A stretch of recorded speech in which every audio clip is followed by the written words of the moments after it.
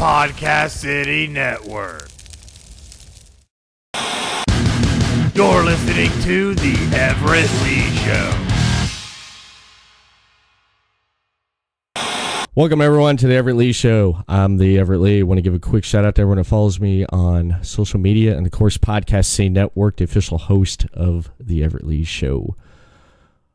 Tonight, I have returning on the program. Her first appearance was on episode 110 last year. You may have caught that episode, but tonight is the return of the pretty little psycho, Shawna Reed. How you doing there, Shawna?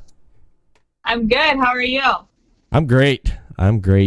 Just hanging in there, just trying to basically just get through this quarantine. Yeah. Crap. Yeah. It sucks, don't it? It's bad. It's just bad for everybody, especially that's not working and not able to actually do what they enjoy doing. And as a professional wrestler, I know that's hard on you. And what have you been doing with your time? I'm still qualified as an essential worker.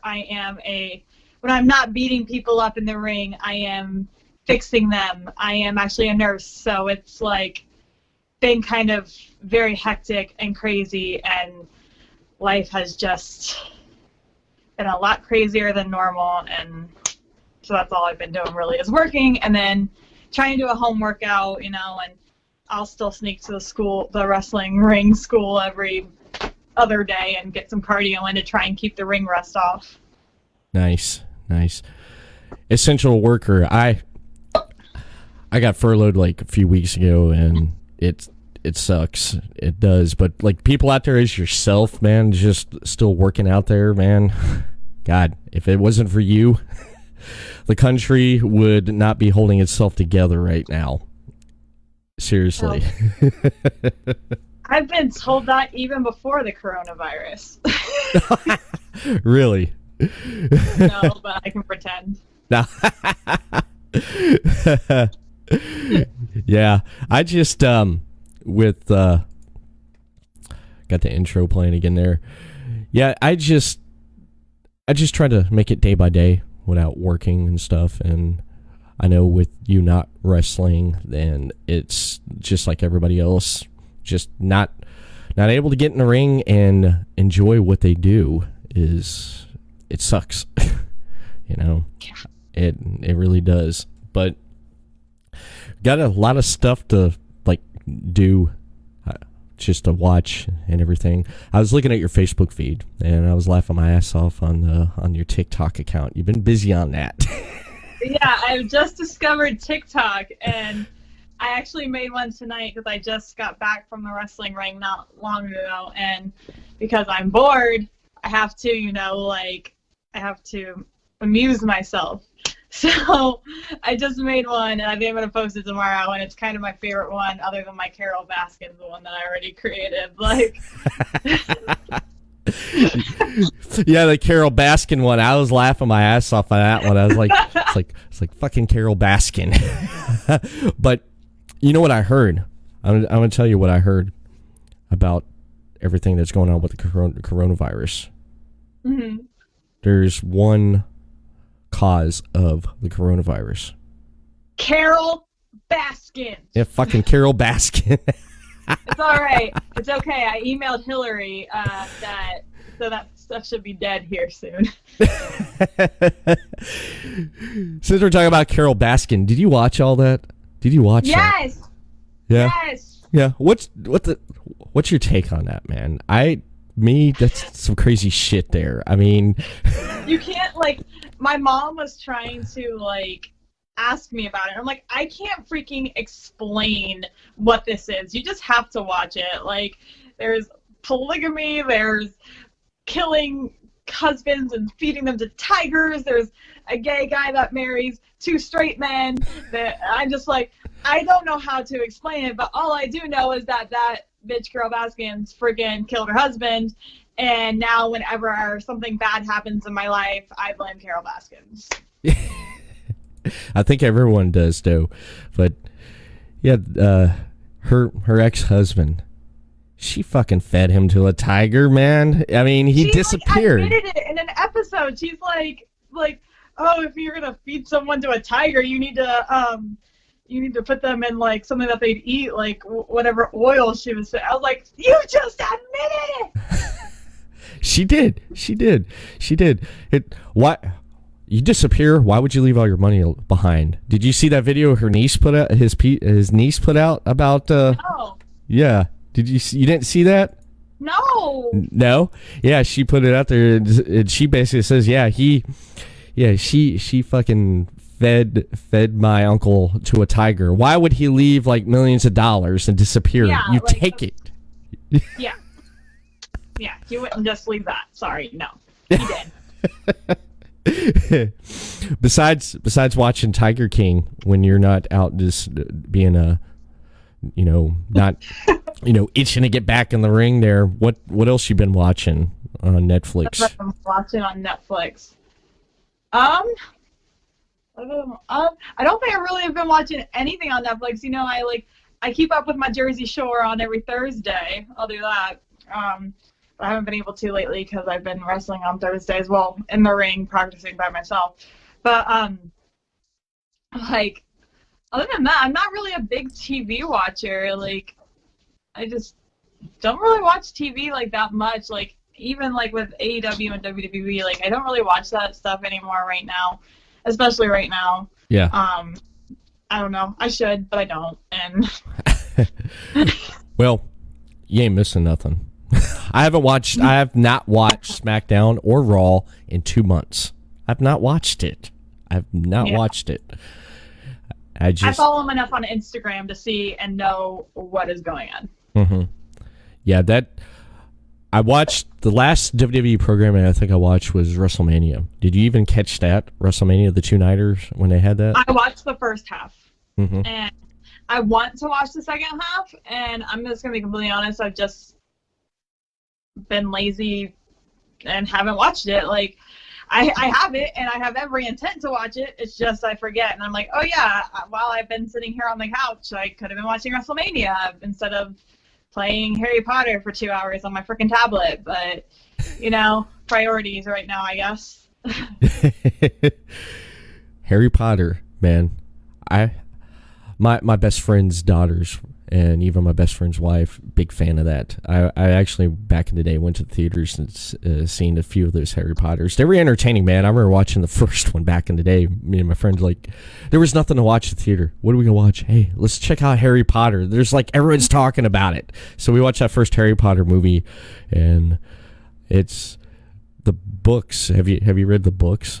I have not. I've only seen the movies, but I've heard great things about the books. And usually when there's a franchise that comes out, I read the books first because I'm like, oh, the book is obviously going to be so much better. But I definitely have not read the books. But I don't know, I like Harry Potter, and I've seen all the movies. I've seen all the movies more than once. And I really do like the whole series. But I never really got crazy into it, how people get their obsessions with it. Yeah. But being home and on quarantine and having a whole bunch of time on the weekends instead of traveling, I was playing on my iPad and just saw that ad. I'm like, sure, I'll play, and I've been addicted. Video games are addictive.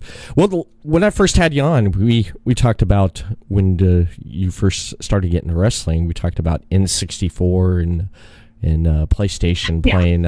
What game was it that I'm trying to refresh my memory? I listened to the episode. It was Raw vs. SmackDown. What was it? 2007 or I don't know. It was 5 or 7. I don't remember. Well, it was Raw vs. SmackDown though. Yeah. I listened to the episode back the other day just to refresh my memory and just all the stuff that we talked about, trying to remember. It's like, okay, what did we talk about? Okay, we talked about this and that. But that's one of the things I think when we started out that episode we talked about was you mentioned playing Raw vs. SmackDown. Hey. That's where it all started. We're gamers. I mean, we can play games, right? I mean, Yeah. Don't judge me. Yeah. Yeah. Now, you know how you could create a wrestler on there? Yeah. You created yourself, didn't you? Yeah, like multiple times I created myself. And that was before I was a wrestler. Like now it's like I have an Xbox and I'm like, gosh, I want to make myself. But I live with a wrestler that's kind of been in the business a lot longer, and I think he'll totally like make fun of me, so I don't. It's crazy that WWE 2K, I think it's 2K20, was horrible. Too many bugs in it. Really? I haven't played it. You have? Or you haven't? No, I haven't played it, but like I saw a lot of like glitches that people were posting on YouTube and stuff like that. Oh God, it was crazy. The glitches were crazy, man. I mean, they were unreal. They were unreal. I just wanted to let you know here. I've got some people in the chat right now. Cody says, "What's up?" Cody Fleming from Michigan, there from MIW. And hi, Cody. I miss you. I miss him doing the shit out of me. And we got Ripper in the chat. Way too God. British.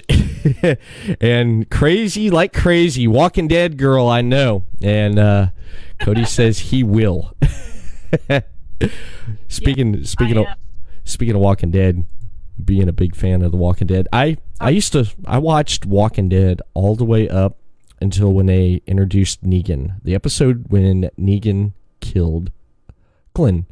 And I tried to watch it a little bit afterwards. It fell off for me because I read the comics. Yeah, a lot of people, like, it fell off for a lot of people, but I'm just such a diehard fan that I'm like, I don't give a shit if it fell off. I'm going to watch this until, until Norman Reedus is gone.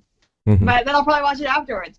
But, like, I was in a hotel room in Minneapolis, and my first WWE, like the night before my first WWE ever, and that happens.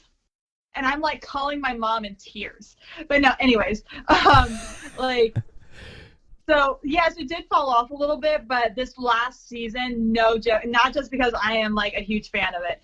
It has been amazing. Like, I'm like, okay, you guys got yours. You came back. Good job.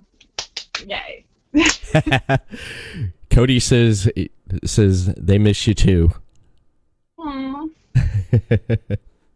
And Kurt Watkins says, "Hi, Shawna." Hi, I just sent his shirt out the other day. Should be getting some from me soon. Nice. Tell you, I got an aunt. You'll like this. I have an aunt that lives in Georgia, and she lives right down the road from where they filmed The Walking Dead. I went on a Walking Dead, that studio tour that they offered like a year and a half ago, like where they're like, we'll let people in, and so I got to go to like the trash heap, Hilltop. I got to go inside Alexandria. So I got to go actually in the whole set, like to the sanctuary and everything. And as a Walking Dead fanatic, it was everything I ever wanted it to be and more. Only thing better that would have been was, maybe like, Daryl Dixon walking on the bus and taking, it over, but it didn't happen. But I'm not complaining. Not bad. I wouldn't complain either. Oh. Halloween Horror Nights, because I live here in Daytona. In Orlando, they have Halloween Horror Nights. And when me and my wife got married in 2012 on our honeymoon, we decided to go to Orlando and do the whole Disney experience. We hit all fucking 4 theme parks. We hit all the theme parks. We even went to Universal for Halloween Horror Nights, and it was the first year that they did the Walking Dead. Oh shoot! Was yeah. that when Lauren Cohan was there? It it was right around season 2. It was right around season 2. They just did that ride, and Lauren Cohan was like the first one or whatever to get on it, or like whatever ride thing that was there. Yeah, not that I, because I stalk her. That's fine. It was neat because when you first walk in, they had it set up like the hospital, like okay. And then when you come out back, they had Daryl, the old guy, Dale. They had his camper out there, and people jumped out, walkers jumped out, and everything and stuff. It was crazy. It was. I think I still have those pictures somewhere on my computer there. It was crazy. It was insane. People jumping out, scaring the shit out of you, man. And then when you come out the back in there, you had walkers. Like people dressed up as walkers coming up to you and stuff, and I get up close to them and I'm like, "Here, let's take a picture." And it would like kind of slow down and let me take a picture, but it was like being close. You expected that feeling like they're just gonna reach out and just bite the shit out of you. No, I completely get it because I used to have that kind of thing in Las Vegas, and the last year that it was there, I finally convinced the group of guys I was with, like, we have to go on this thing because whatever, I'll go on it alone if I have to. But it was like, it took you in, and it looks like they split like the kind of group of like they kept our group together and they kept this other group together, and it's like military that took you through like it almost looks like an airport, like like those things where you put your hand and they took it out, but it was to give you your threat level. And they put us in 2 different cages, and then all of a sudden the room filled with like people dressed up as walkers and shit, and like it pushed us into a what ended up being like an escape room, and we had to like try and get out of the room before the people got in there with the walkers. And then when we got out, we were chased down the hallway by people dressed up like walkers, and it was like all in the hospital. It was really cool. And me, I like come out of the friggin' escape room, and I see a bunch of people dressed up like walkers like coming, and I friggin' bolt. I'm not gonna be stupid and be like, yo, like I'm just gonna chill here and watch you run at me. No, I am running, and so poor Big John like is having a legit heart attack, and none of us know that he's having an actual serious real heart attack during this. Shit, no way. And I bolt. I'm like, see y'all, like, screw this end of the world zombies. I prepared for this moment my whole life. I am gone. Like, and then poor Big John's like back there. He goes, Shawna, and I'm like, John. Damn. Well, that's crazy. You ran off and you left Big John, man. What the hell? Have you seen Big John? I've seen him. That I could do to protect that man. That man can do anything, and how big he is, and all that stuff. So, I've seen Big John. I mean, I watched Shockwave. I've seen Big John come out there and do his part out there in Shockwave. I've seen him. Big guy, big dude, man. Very big dude. Yeah. Yeah, he messaged me, or I messaged him, I forget what though, but he's out and about right now, but when he comes back, we're gonna set something up here and get him on the show. Oh yeah, definitely. It's like my big brother. I love him. Yeah. When I went back and listened to your episode there, you're talking about when you were out there in Vegas there, and you're walking by with William Wolf, was it Big John and Sean Casey, and some guy just smacked you on the rear, and then they chased him down. I was laughing about that. I forgot about that, man. Yeah, that was funny. That was the year before Big John, and Sean was out there, but it was William Wolf and JC Flash and Brian Beach, and so like some guys come up and smacks me on the ass, and I just kind of like, I'm still super new in the business, and none of the boys really reacted, so I'm like, okay, maybe this is a normal thing, like I'm just gonna be quiet here for a sec. Maybe the guy actually even just walked behind me in an accident, like me being naive, and William goes, did that guy just smack you on the ass? And I'm like, yeah. And then Brian's like, who the fuck just smacked my little sister on the ass? And then Will points at him and goes, oh hell no. I'm like, freaking Brian Beach and William Wolf are like on a freaking mission going down Fremont Street, and I run into the McDonald's.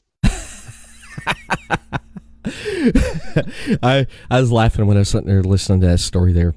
I was sitting there with my earphones on, listening to it, and I was just laughing about that because we had a really good conversation there, talking and just talking at the time where you were Blue Water champion. I hit you up earlier today, and I said, "Hey, I'm looking up on the internet here, and sometimes the wrestling database is not up to par sometimes." So I didn't want to come off like a jackass and be like, oh man, yeah, awesome, congratulations on those 2 titles. And it's like, what 2 titles? And you gave me like almost like a damn resume. I'm like, holy shit, you've been busy in a year.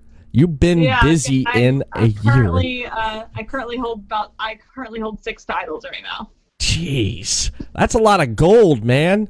A lot of gold. I got 4 hanging up on my wall. Oh, nice. There's the Super Zeta.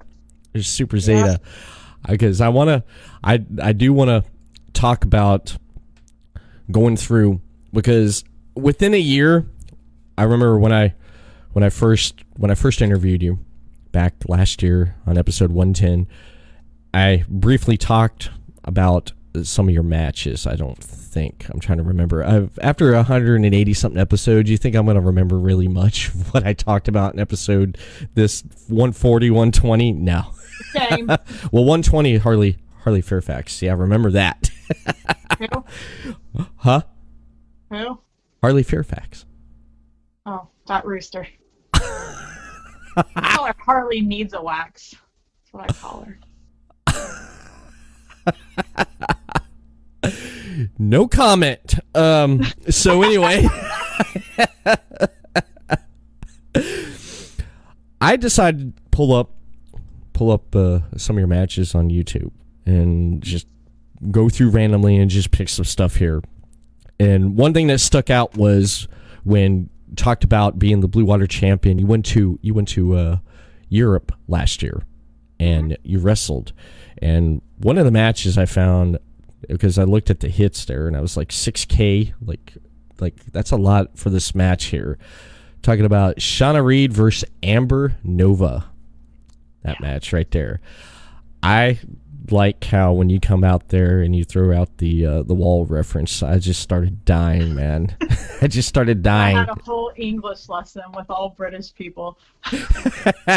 You were giving it back too with your British accent, and you're telling the ref in a British accent. You're like, I forgot what the hell you said though, but you're talking. I was like, they call her Amba, and I'm like, no, it's Amber, and so I made them all like say it with me, and we had an English lesson in the middle of a match. So it was my second match of the night. I was like, screw this, if I can win by not killing myself and just teach these British people how to speak proper English, I'm gonna do it.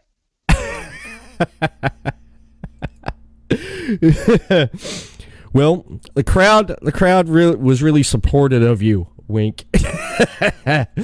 But Amber came out, and of course I didn't realize, just like with the height differentially, and that came into play in this match here because you're both your height there.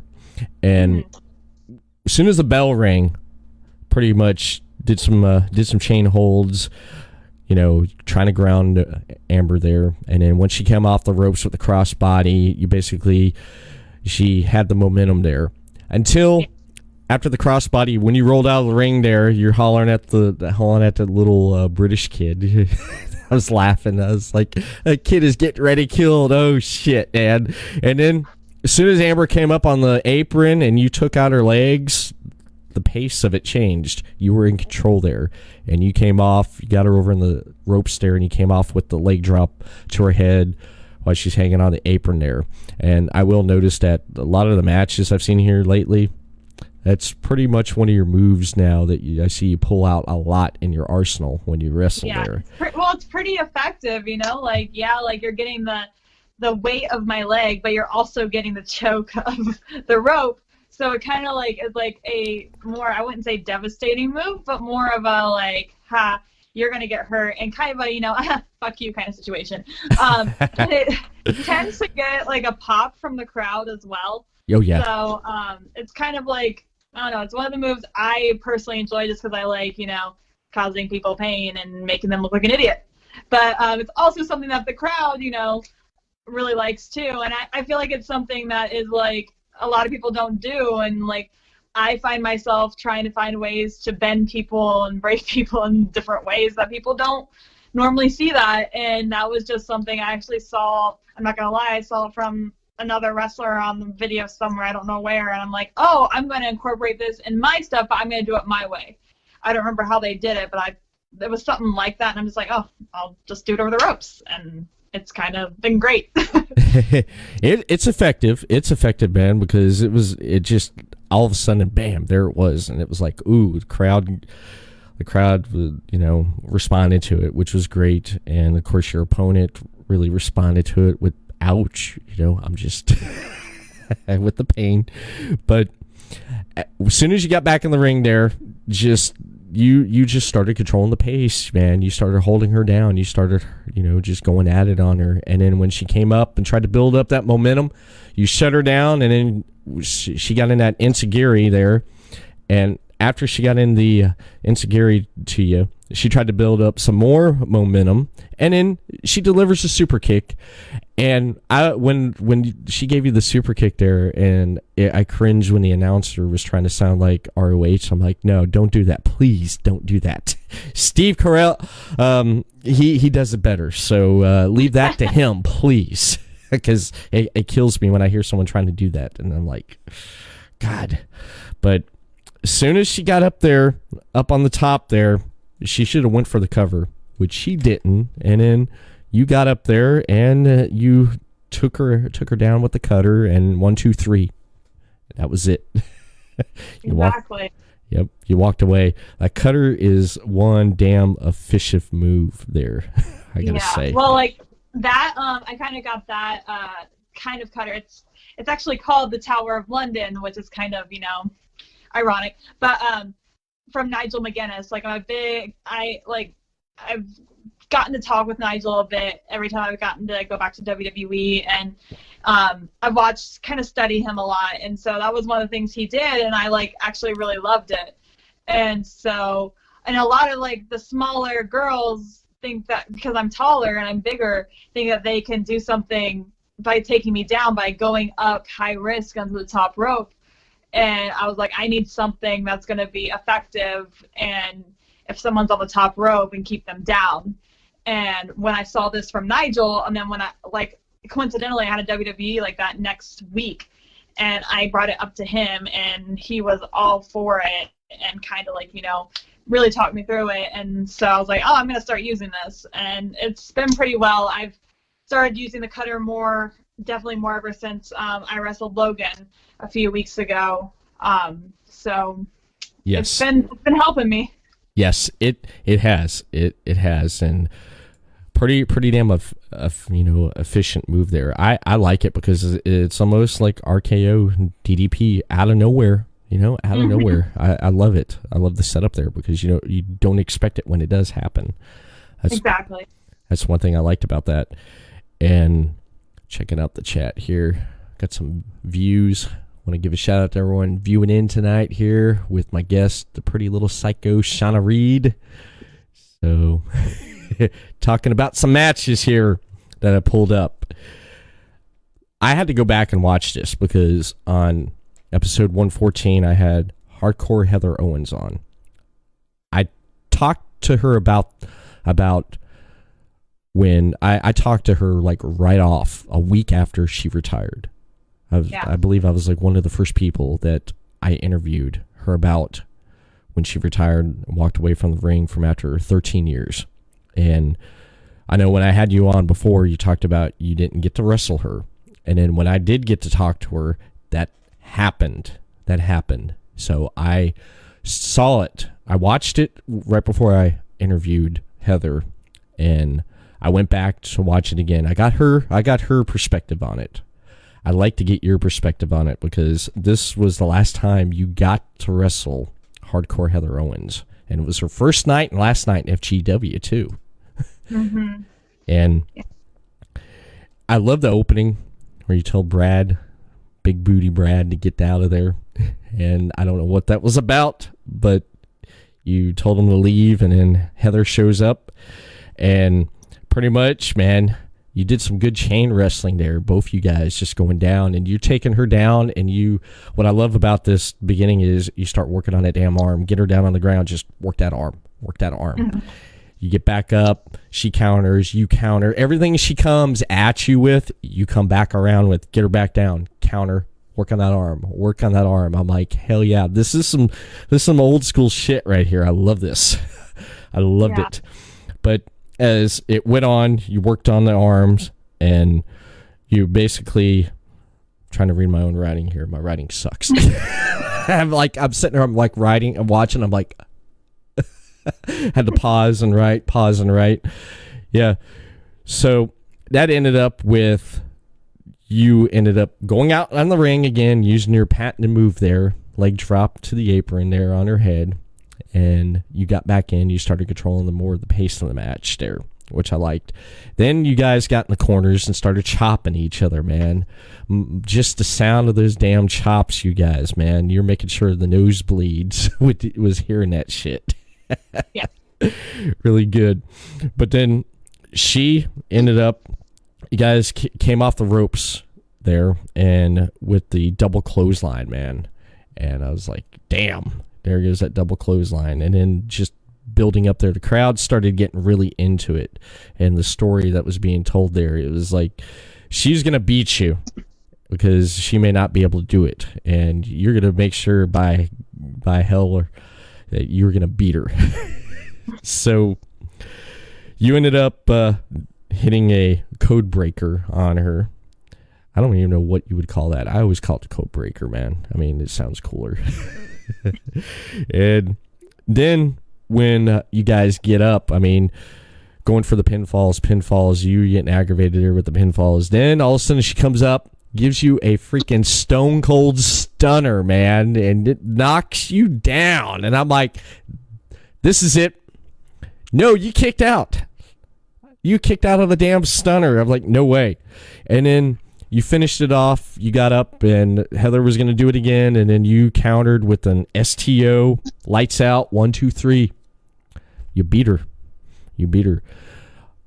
After the match, and just having that match with someone with the caliber of hardcore Heather Owens in the independent wrestling scene, what emotions went through you during that match and then after the match? Well, Heather is one of my best friends in the whole world. She is my mentor. She is just amazing, and we have such a great relationship, and she's like my big sister, and I respect and love her so much, and I owe a lot of how I wrestle and everything to her, really taking me in under her wing. So I love her to death, and the fact that she's retired, it still kills me to this day. But when we talked that last time, I said I didn't think I was going to get to have that match. FGW was fighting the city of Hamilton because they weren't letting wrestling happen. Yes. And then when it happened, it was when they gave us the green light. It legit was the night before she was going to have her retirement match, and I texted her and pretty much begged her, like, look, I can't not wrestle you one more time before you retire. Like, it will literally kill me. And so she agreed to the match. And, we went out there. I never have pinned her before. Like, that was, so this whole thing was like, the first time of me ever winning.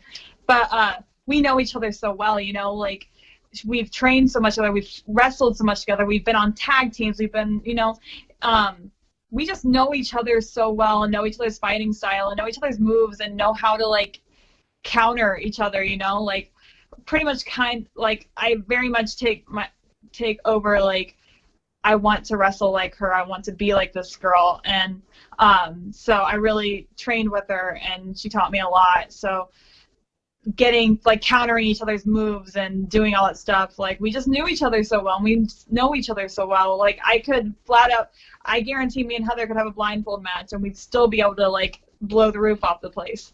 But then, like, when she gave me that stunner, and it, like, that's usually the thing that's always knocked me down. Like, it hurts, and was, like, so close, like, saying, you know what, yeah, I'm done again. Here we go. I was trying to avoid that damn stunner the whole freaking match. But, it happened. She got it in there. But when she was pinning me, even though I didn't want to get up, I wanted it to be over. My pride wouldn't really let me because I knew this was the last time I was wrestling her, and I was like, I am not going to go my whole career without beating Heather Owens. Like, yeah, it was my pride little moment there, but I, glad it happened. But no, after the match, like, I got up and I didn't care if people were booing me. Like, I know everybody wanted Heather to win. Heck, I wanted Heather to win, but, I also didn't want Heather to win. But I'm getting up, and I just cried, and I just kept crying because I knew, even though she's still in my life, and she's still one of my best friends, and we talk so much, and, like, she is, like, legit, like, my sister. I knew that my mentor, one of my mentors, but my only female mentor, is leaving the ring, and she's passing this torch down to me, which I didn't think I was ready for, and I still to this day do not think I'm ready for it. Like, to kind of like be like the girl that the new trainees come to and talk to, or like ask advice or want to train with. That was Heather for me, and to know that she's passing this torch down to me, it was a kind of very emotional. Like, she is I don't know if like she was thinking this, but it was almost kind of like she's like, okay, FGW, Cody, school, the girls, everything, it's going to be fine now. Yeah. Like, she can now walk away and it'll be fine. Mm-hmm. And I don't know, but like, I didn't care that I was the bad guy in this situation. Like, I had to go hug my best friend, my mentor, and thank her for everything. So my emotions were running wild, and just that last moment of both getting our arms raised was magical. And just I didn't even hear what she said after the match. I ended up watching it back like a week later and hearing what she said. I started crying again. So I'm like, gosh, I'm such a freaking baby. But like, yeah, it was a very heartfelt, emotional match, and we both gave it our all. And I'm very happy it happened. Yeah, it's one of my favorite matches with you. I've seen a lot of matches here with you, and that's one of my favorite. And this next one here, I don't even know what words to say, because this right here, it just, god dang. Shawna Reed versus Logan Blackheart. Oh. God, jeez, right? Watching.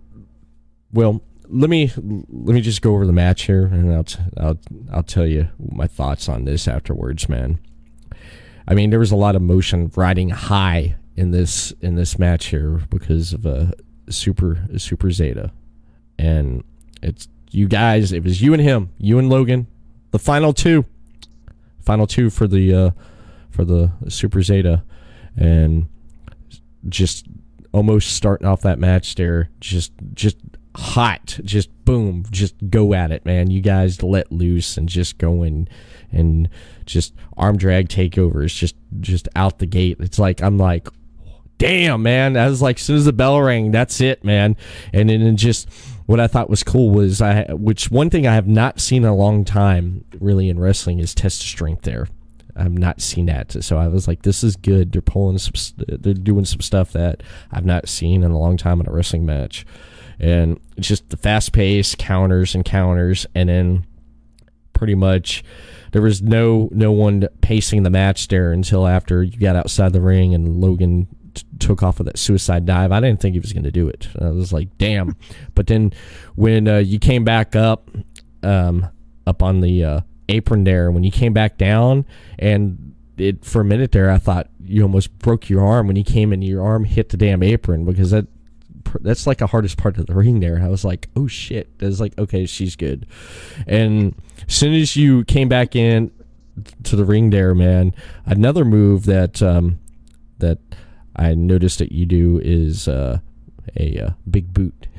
You added that to your arsenal, man. I love it, man. It works. It works, man.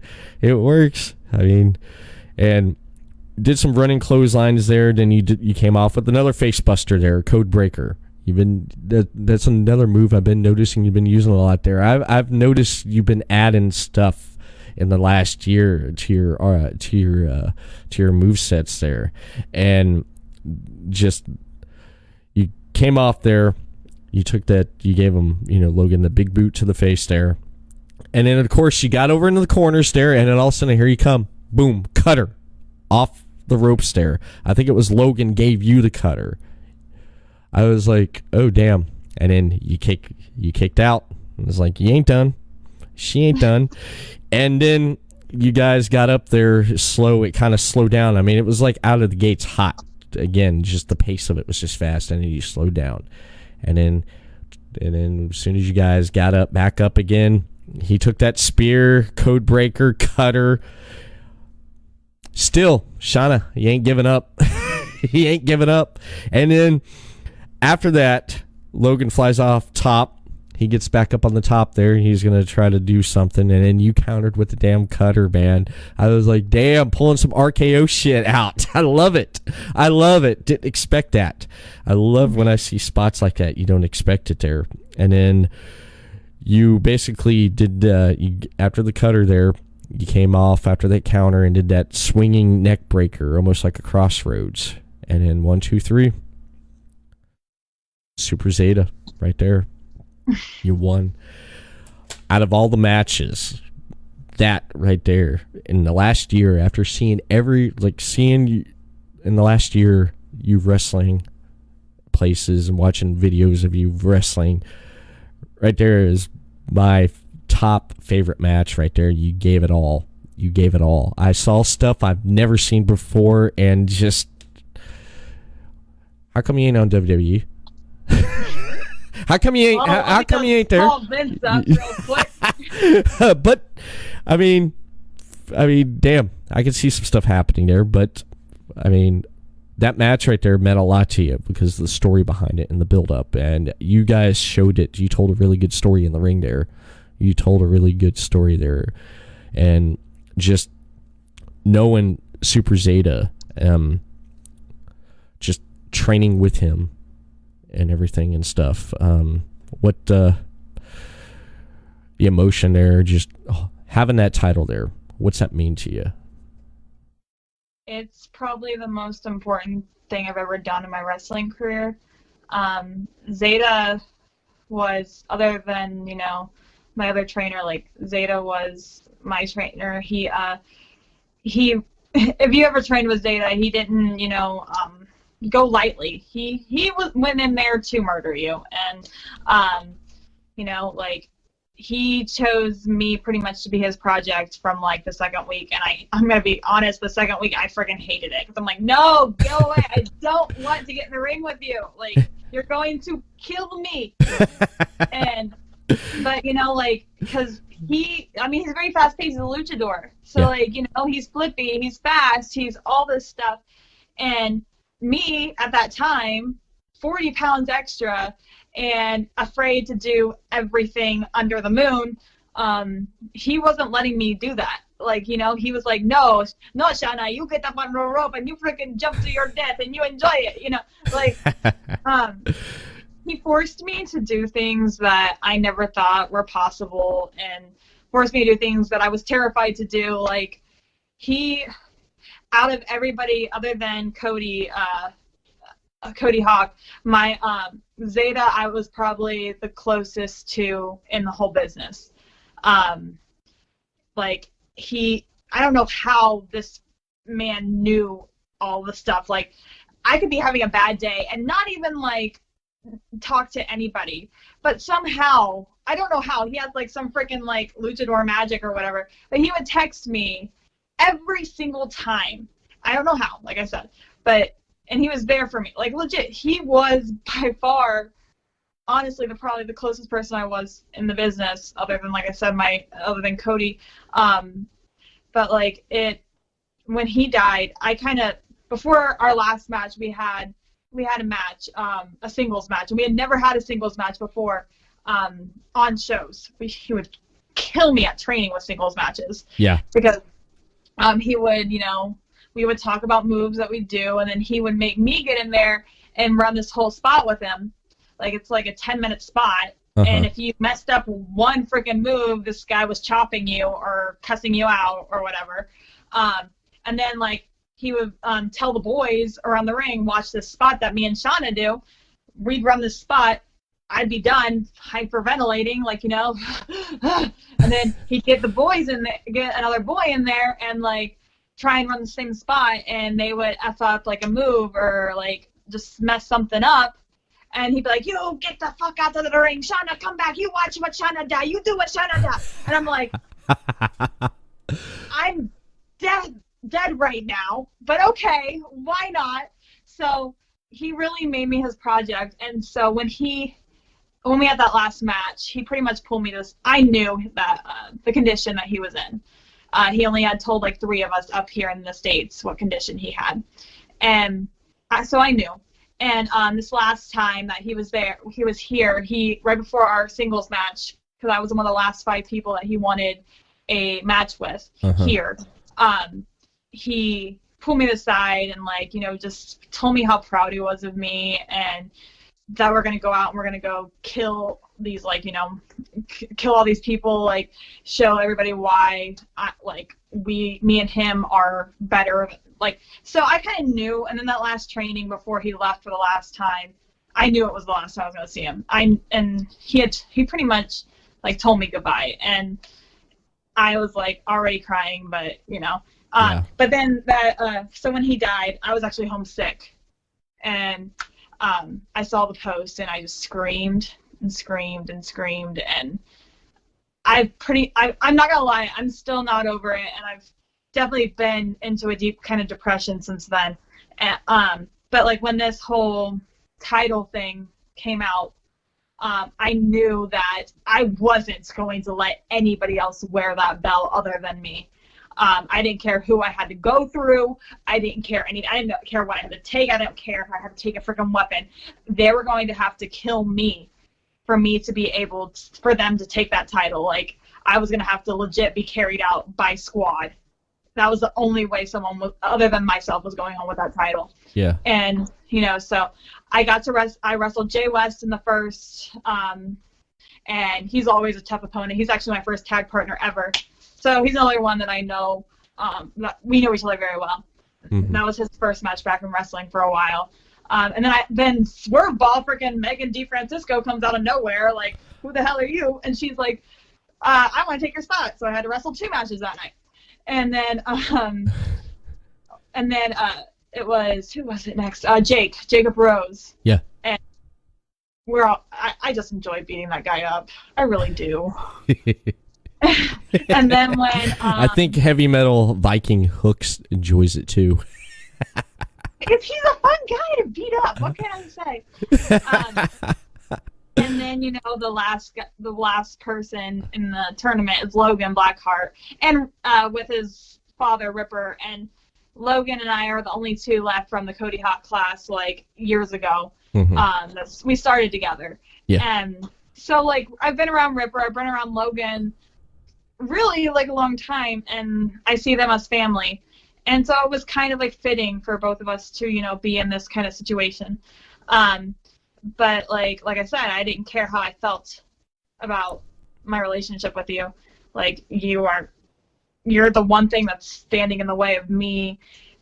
I think that I am Zeta's legacy, and I am going to freaking, like, put that in everything that I do. And so our match was really based around things that was Zeta and we all did. Those arm drags in the beginning are things that Zeta taught me and him. His drop kick, Zeta taught both of us drop kick.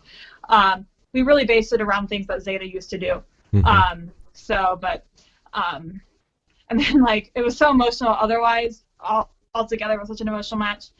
And then the last thing friggin' Logan says before I end him, I'm, like, going to go pick him up, and he looks up at me and says, "I love you, sis," because he knew it was over. And, like, I just start bawling right there, about to freaking, like, take his head off. I'm like, you can't freaking, like, do that. Like, but he did, and I'm already bawling while I'm giving him that neck breaker, already crying because I knew he was done. I knew the match was over. But, like, it was just, yeah. It's by far my favorite match I've had to this date, and it's by far the most important title that I carry. Yes. One of my, it's my top favorite match of Shawna Reed right there. because just seeing the progression within a year of what you've done, and just you've gotten better.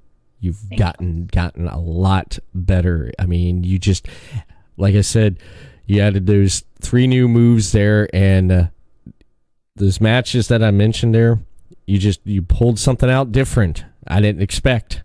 I'm like, wow. It's just looking how you wrestled back then a year ago to now. There's a big damn difference there, man. It's just I big see difference. it too. Yeah.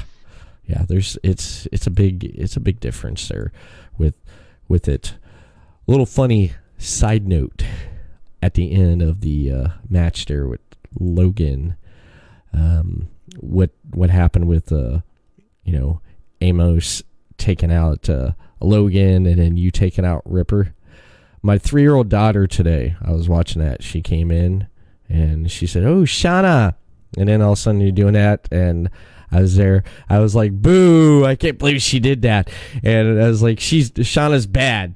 And daughter swung right around, looked at me in the face, and said, "No, Daddy, Shawna good. Shawna happy."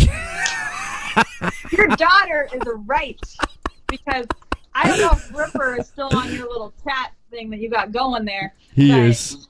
Okay, well, the reason Ripper got what was coming. Yeah, the thing with Logan, that was Scotty's doing. I don't question that, because he must have had something in his mind. I didn't have anything to do with that. Would I have done that? No, but it happened. Ripper deserved everything that he got. I called him like my father, and he has since then said he's disowned me, that I am dead to him, and things like that. So I think that he deserved that kick to the face. Well, speaking of the chat here, Kevin Jacob says, "Hey, Shawna, how are you doing?" I'm doing. David C. Russell says, "Hey," and hello, Everett Lee and Shawna Reed. And Ripper says, previous comment here, says, Heather Owens is a blonde devil woman. She is a blonde devil woman. She is a classy fraud. Oh, Ripper says, is someone talking? Obviously someone important. I'm going to stay out the middle of this here. Yeah, you may not want to, because this is going to start a feud between me and Ripper on your podcast in between, and you're just going to be there. At least for social distancing, I ain't going to get going through a table here like someone backstage doing an interview. Hey, I'm good. Yeah, perfect. I'm good. I am definitely good there. But talking about Ripper Blackheart, FGW, Shawna. What the hell, man? What the hell? What? FGW. I don't know if you've been listening this week. I've been talking to a lot of talent from FGW about FGW Shockwave. I don't know what you've heard I've been saying about that. I have not, to be honest with you. Well, I pretty much said what I've enjoyed about FGW Shockwave. And this will probably be like the millionth time I say it, though, but I'm not going to get tired of saying it because I love watching FGW Shockwave. With me not doing anything else. I sat down and decided to watch it from the beginning, watched all 24 episodes. And the storylines are just fucking fantastic.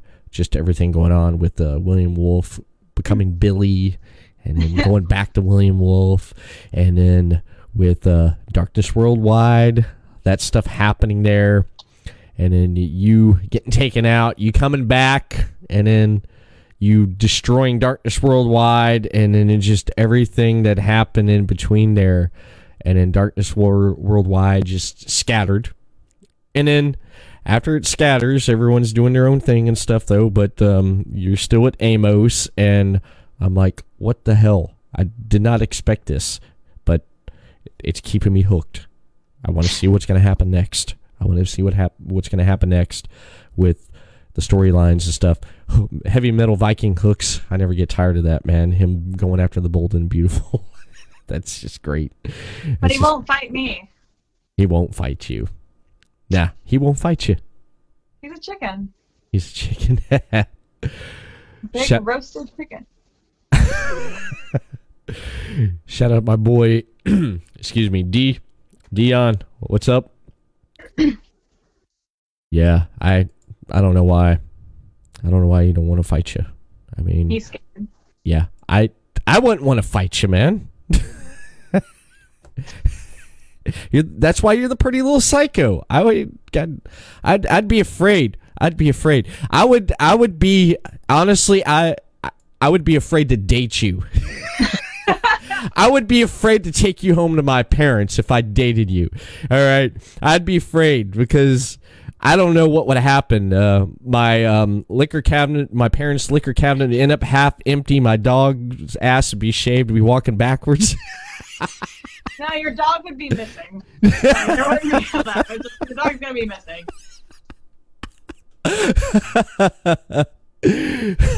You know, I'm just playing, man. Yeah.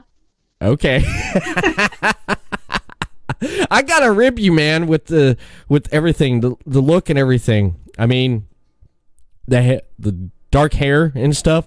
And actually, it's different. I like what you've done with your character. You've enhanced yourself, and you're walking territories that you've not walked before, and it's working for you. Thank you. Yeah, I feel like way more myself with like darker hair, if that makes any sense. Like, I don't know, like I liked being blonde, but then I also didn't because I didn't feel like myself. I was like, oh, I'm being now compared to like a Barbie. I am like the farthest thing from a freaking Barbie. Like, so, yeah, we're not going to do that no more.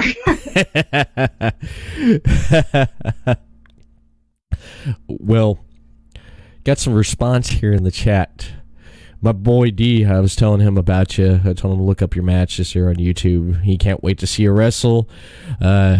Cody says, yeah, you can definitely drink. And, of course, Ripper says you're nuttier than chunky peanut butter. Get new comebacks, Ripper. You have plenty of time right now. New material.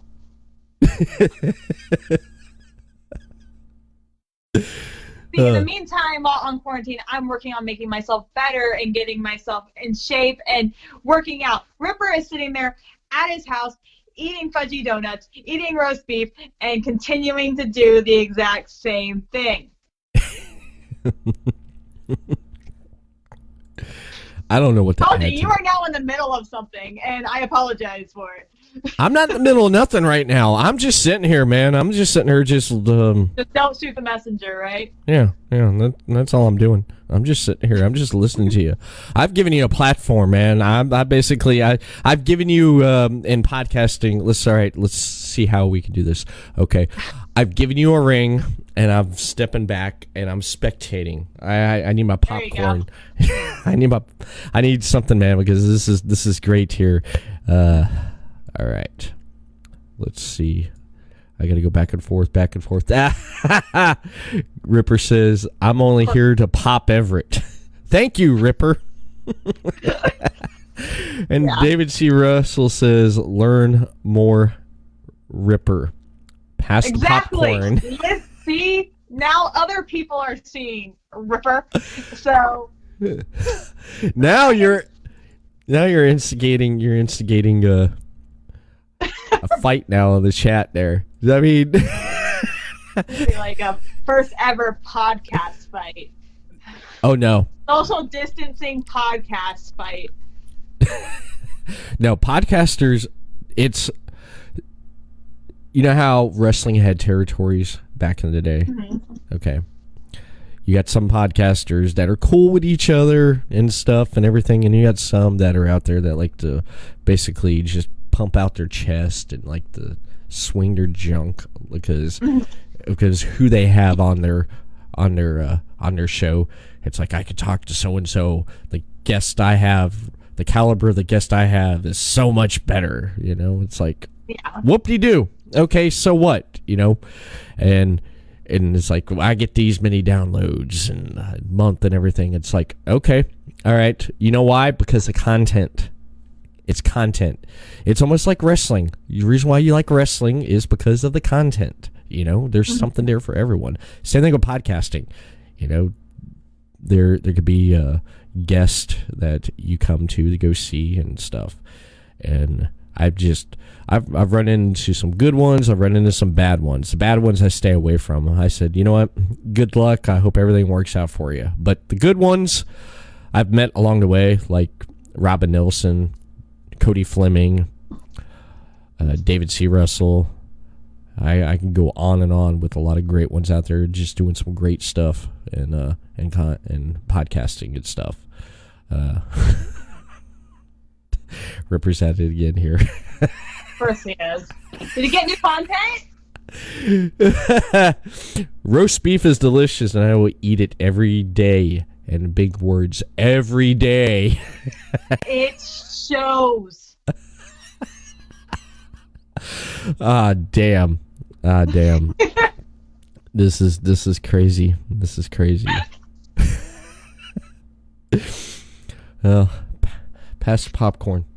Exactly. You're about to go into a promo war with me and River Blackheart. Promo war. Did you participate in the promo war there? That I didn't. You didn't participate in it? No. I got an offer, but then I was like, nah. No. No way. I would like to see you. I'd like to see you do a promo, man. Nah. No? Oh, come on. There you are. Okay, you're training. You're hitting the ropes, not to get no ring rust and everything. And then, hey, want to do a promo? Nah. Nah, I'm good. Everything I say is pretty much like a promo, so I'm practicing still, just because I'm pretty much just talking shit every day, so it's pretty much like a promo. I got a crazy question I want to ask. It came off the top of my head here. Being an essential worker, you have good days, you have bad days. You ever feel like you have one of those days where all of a sudden you just go into your wrestling mode and you just cut a promo on someone?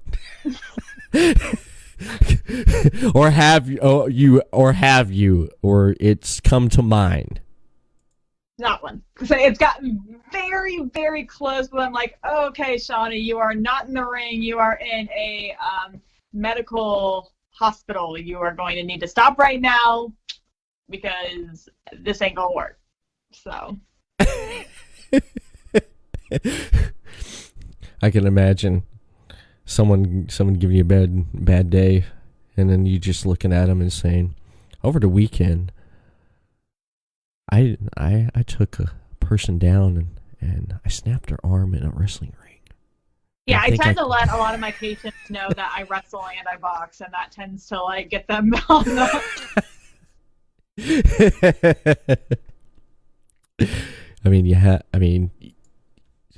you got to get physical sometimes. You got to get physical, and yeah, I didn't know you boxed until I saw your video there on Facebook there. That's pretty damn cool.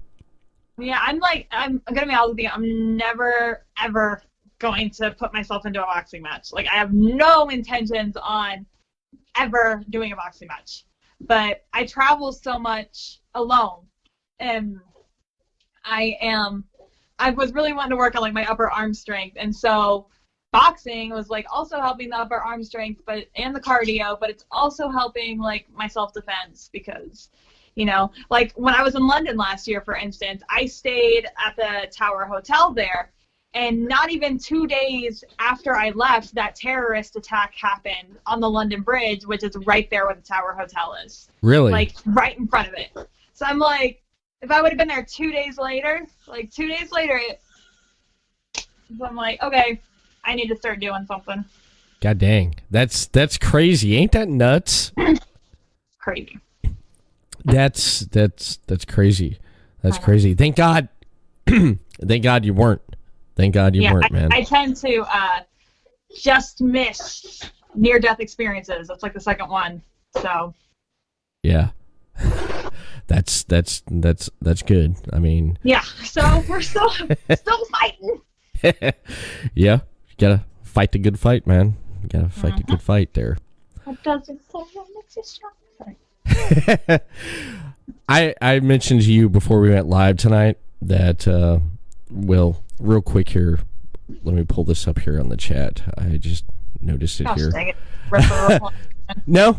He hasn't come back yet. Cody says there are so many promo group things going on right now, which there's so many. Which is true. And then Rock J Fortune says, me and I got need a shirt, need a new shirt. Me and Nigel need a new shirt. And then Tom says he loves the merch, and Rock says it's a great t-shirt, isn't it? The Rock is saying it's a great t-shirt. Damn, I got The Rock saying it's a great t-shirt. Y'all hear that? Well, Rock J Fortune. Oh, not Dwayne? Yeah, not Dwayne. Well, shit. I'm not that big. If I did, I'd be like, oh shit. I'd be like, Shawna, let me. I'd be like, oh shit, I got this. Yeah. Yeah. I would know that I have made it. I'd be calling him in here with us. Oh, hell yeah. Yeah. I'd be calling him in here with us. You're welcome. You're welcome. My daughter, I got her to watch that. I got her off Frozen and started getting her to watch that. Moana. Yep. Yeah. Frozen 1, Frozen 2. Frozen 1, Frozen 2. Back and forth, back and forth. I'm like, oh, God. I was singing that damn shit in my sleep. It's like time. My wife's like, you going to bed? I'm like, into the unknown. I can hear you. Yes.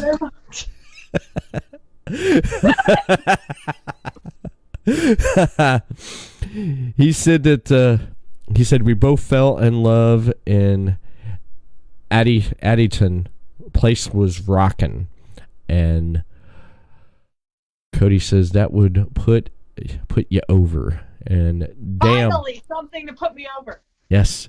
And then David says, damn, LOL, I thought he was here finally. Oh, damn. Me too. You are not alone in the disappointment level.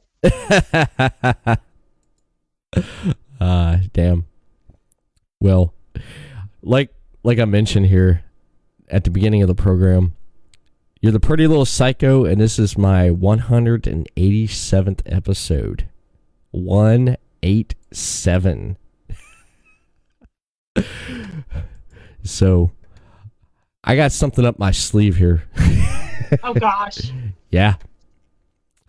I don't think you're wearing sleeves. No. Yeah, kind of. See? Yeah. Hear that?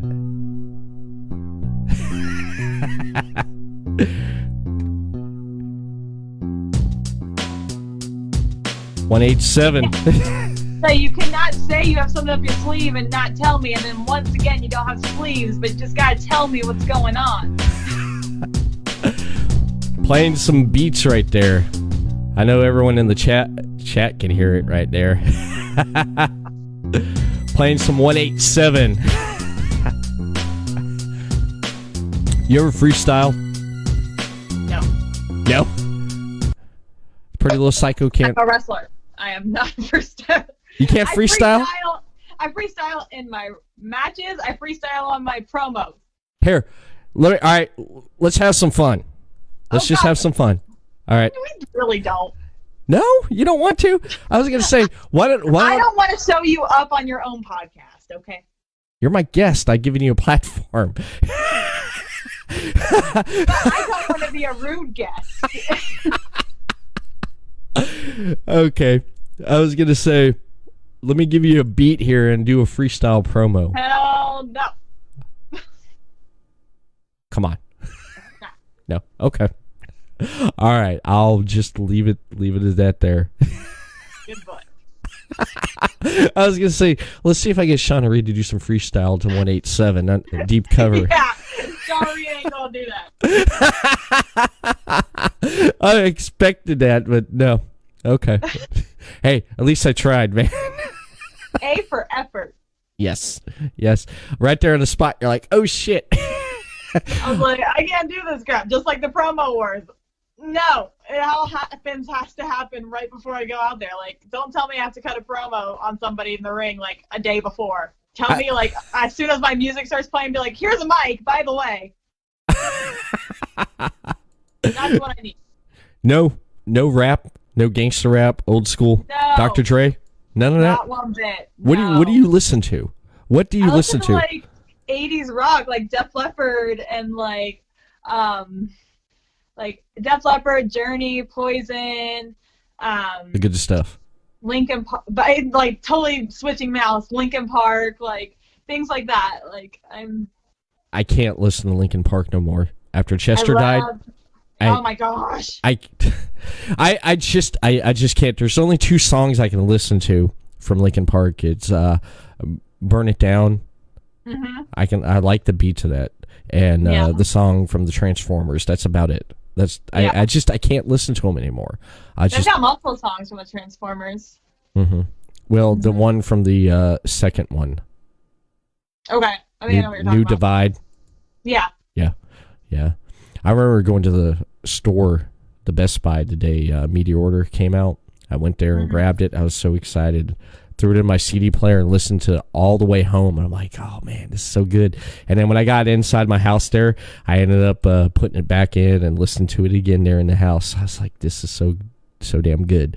I've only had one CD I've gotten rid of, like right on the spot the day I bought. Went to the mall there back when, you were able to buy CDs.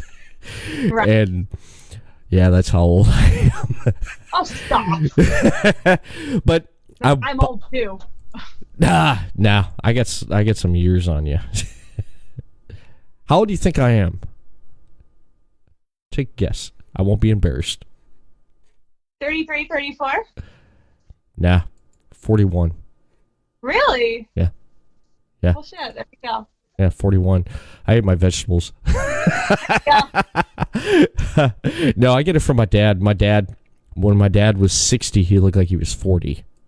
Well, there you go. You got good genes. I know. I still get ID'd when I go to the store. There you go. Yeah. So I was like, all right, damn, make me feel like a millennium. Right. Yeah. But one CD I got rid of was Metallica Saint Anger. I bought that, threw it in, listened to it all the way home. When I got home, my little brother was outside. He's like, hey, where'd you go? And I said, I went to the mall and I picked up the new Metallica. Oh, cool. I was like, here, you can have it. It sucks. I did not like it, man. I did not like it. I was so glad that they went back to their damn roots. Yeah.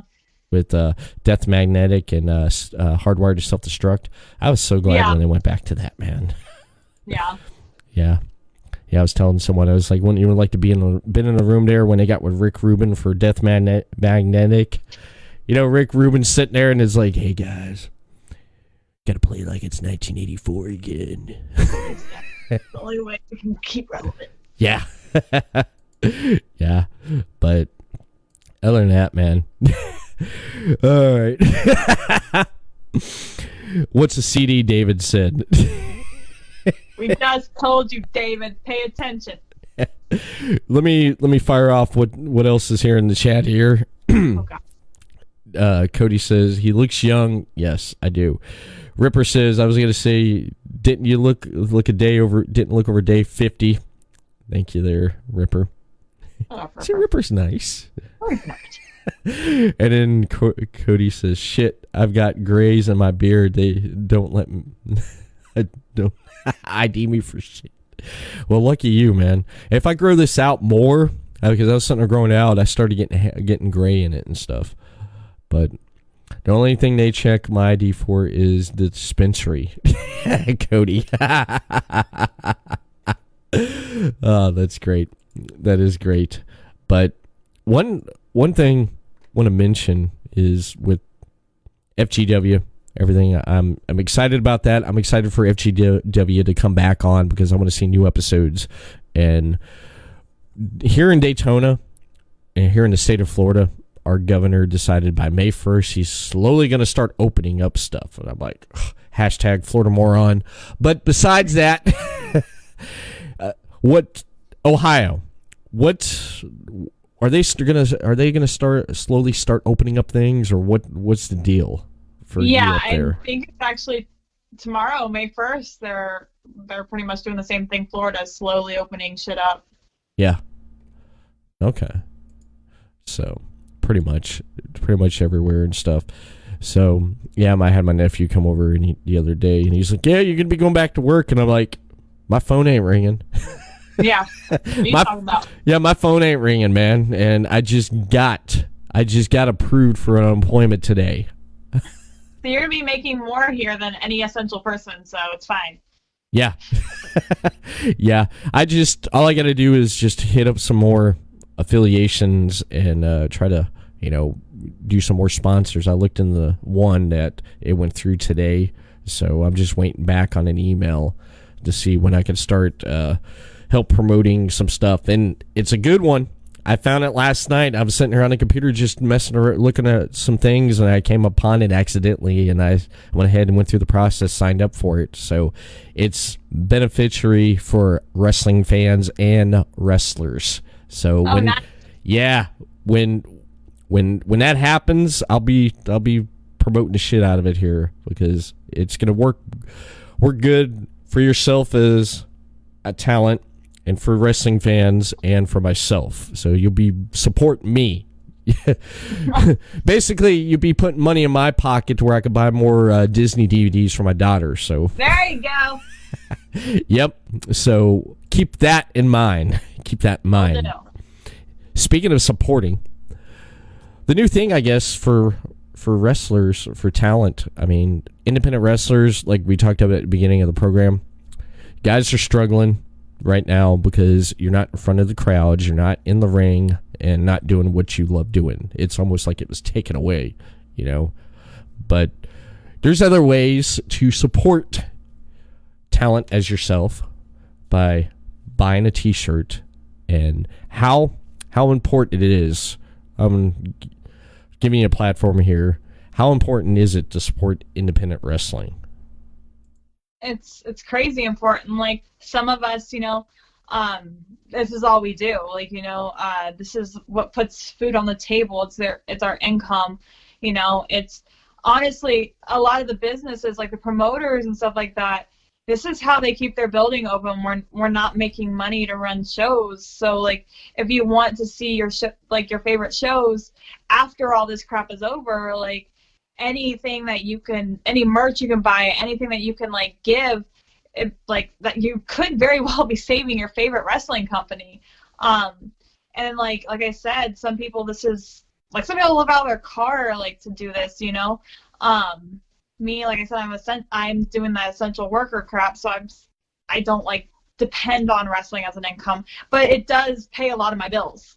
It was an extra income that paid a lot of my bills. Mm-hmm. So now I'm trying to find ways to get that money that I was making doing something I love, and trying to keep my name relevant, because once pro wrestling's gone, for now, I don't know, I just you're not out there though. You're not showing yourself out there. You're not doing anything to make people put eyes on you. And I don't want to be forgotten about. And so even though it might be, wrestling might have be gone for a month, 2 months, a year, whatever, but I don't want, I just have to keep whatever I can out there to keep my brand and who I am alive. Exactly. Good point. Good point there. I mean, gotta support independent wrestling, man. I love independent wrestling there, and I love what you guys do. I love especially what you guys do and the talent at FGW there. Before we start wrapping this up here, what's your favorite thing about FGW? The locker room. I've never been on a show that's so, okay, other than, out in the ring with a locker room that is so drama-free, that we're all super crazy close. Like, all those boys and girls back there are my brothers and my sisters, and I've never been, like, this close to, other than people in my family, which they're pretty much all my family. So being, like, forcefully ripped away from people you've spent pretty much like 99% of your days the past 5 years with, like legit being ripped away from them, like without a choice. It's been very emotional, like, and taking a toll. Like, I have days where I, wake up and I'll cry because I'm like, I can't see so-and-so today. Like, I was to see so-and-so today. Like, I want to talk to this person, like, and they're all just a phone call or a message away, but it's like, it's really not the same than to go and wrestle them or to go and be there in front of them. And like, I've got the most best friends in the world back there, and it kills knowing that, like, I can't see them right now, and I don't know when I'm going to be able to see them, and just for sucks. Well, Hopefully that's soon, with things slowly getting back to some kind of normality, or I don't even know how you would say that. I mean, normalcy. Yeah, normancy, normality, or something. I'm trying to create new words here. There you go. Trying to be creative here, so I get a lot of time on my hands since I'm not working. There you go. Start a dictionary. Start a dictionary. Got the Everett Lee dictionary here and stuff. I mean, I already got some ideas, but you got a Patreon. I'm surprised. This is like the new thing I think a lot of wrestlers are starting to do now. I have right up here, I got your Patreon open here. I got it open on a link here. And I was messing with my screenshot here to show viewers what I'm talking about. So bear with me if something is not the right thing. There we go. It works. All right. There's your Patreon right there. All right. Everyone viewing and listening here, I am at patreon.com/PrettyLittlePsycho Shawna Reed. And this is interesting. This is like the tier level and everything that you have here. You got 4 different tier levels here. 5, 10, 15, 50 per month, with the little things here that tells you what you get on each tier, which I think is great. Just looking through here with early access on the $10 one, Patreon only voting power and everything in the previous tier.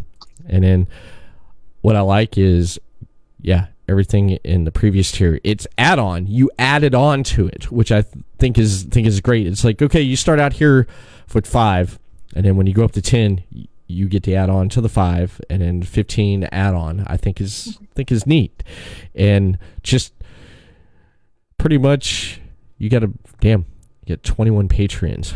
That's amazing. I like it, man. I like it. And here's just a little preview here of stuff here on your Patreon here. My fucking Corona look. I miss London. You get I can't see shit. What the hell? I don't know what I post on there. Quarantine silliness. What the fuck? Don't be suspicious. I'm going through here. I have not scrolled down through all of this here. I'm like shocked for the first time. I'm like, yeah, some of them are some of them are, I'd say like more classier pictures, and like I put you into my life a little bit, like, like backstage stuff you don't ever see. Yeah. So this is cool. This is cool, man. Nice. I'm looking and I'm like, what the fuck? I'm like, oh, this is cool. You're giving content out. This is great. This is great. This is what you get when you sign up, and it helps support you. Yeah, like when I got new shirts, like it was, you guys got, the people on my Patreon got first come, first serve. They got to see it first. They got to see the design first. They got, They got to see the design first. They got pre-order. I've got new gear coming, and I've posted that gear on there that only the people on the Patreon have ever seen it. So I haven't gotten to wear it yet, but I've got it coming. But they, they get to see like exclusive, and they get to see some backstage stuff. They get to see some silliness. They get to see, just a more peek into my life and like wrestling, and maybe just some things I never knew. Yeah, I'm sitting there looking at this here, and it's like as I scroll down and stuff, I'm seeing like different things like hashtag duckface. Yep. Just some of the stuff there. Girls just want to have fun. I don't know half the stuff I post. Is that bad? Make me like want to get on my freaking like Patreon on my iPad. I don't remember what I post. Yeah, you got a lot of content on here. Sexy yet satisfying. Not me, I promise. Get me all self-conscious over here. No, I'm not. It's almost... Damn. Okay. Okay. So that's what people get when they sign... Okay. So that's what... they get a lot of shit. They get a lot of shit. I was like, is that one of your underwear there? It's probably my underwear or a bathing suit, because that's what I do. I wear underwear and bathing suits because it's silly. So. I seen Brandy Lauren. She's put a Patreon out there, and she added, I guess she's went like far and beyond, like maybe a little bit more than what you're doing, Yeah. which I think is pretty cool. I mean, showing a different side and getting, people to support you and stuff and everything. It's, you got to do what you got to do, and with the behind the scenes stuff and then the workout videos and everything on your Patreon. But I think some of that stuff, like those pictures that you saw, that's in like the high dollar one. So like, yeah, I was looking at the high dollar ones. I'm like, damn. Now, hopefully the guys don't start doing that, man. They start showing up like in their in their underwear and stuff, because you know how some of the talent, man, they look, different shapes and sizes of wrestling talent, because like for instance, hopefully they don't end up doing anything like that right there. Right? You'll see the picture I just threw up here back on the stream here. Oh, gosh. That would be me right there trying to do a Patreon right there. Trying to get people to support me. That would definitely be me right there. Oh gosh. Yeah. So I gotta poke fun at myself there. But I linked the Patreon link right there for everyone to in the description here of this episode there. So go ahead and you'll be able to take that link there in the description, everyone viewing and listening. It's over on, let me pull it up here again.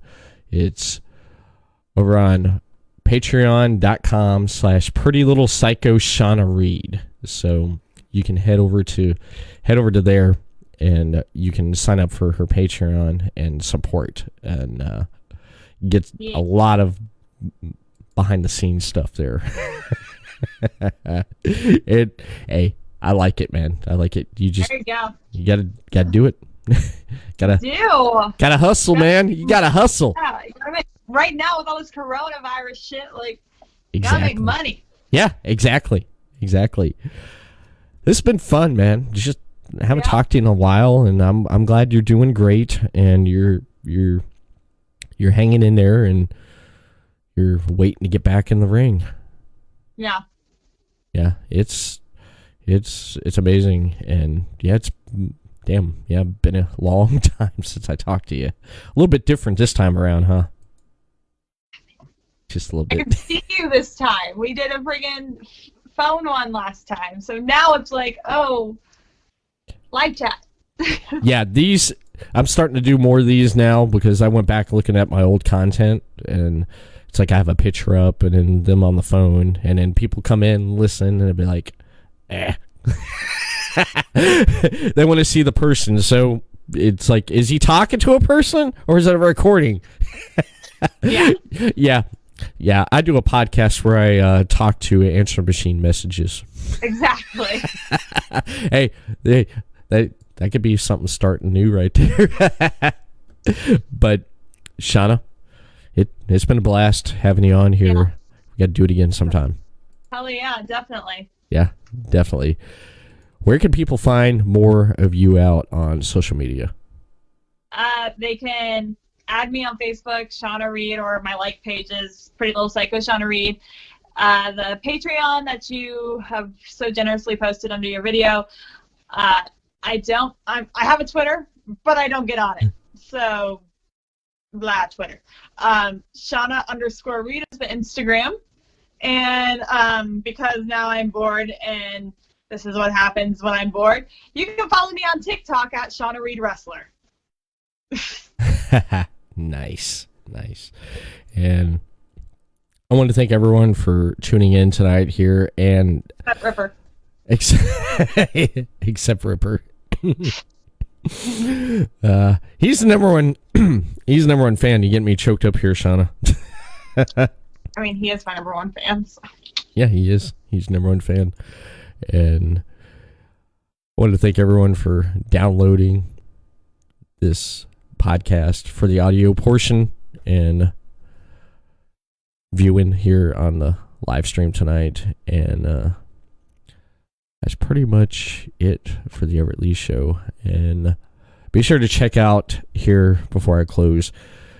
Here in the next couple days, I'm going to be talking with Jackson Breeze and Militant Mark Magnum. And next week, I'm going to be talking to Mitch Magnus and Justin Dream and another guest later on the following week.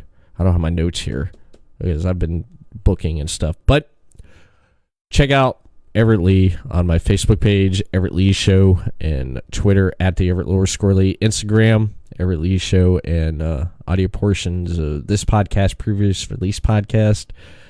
You can hit me up over on YouTube, Everett Lee Show, and Stitcher Radio, iTunes, Podbean, and iHeart Radio. And of course, Podcasting Network.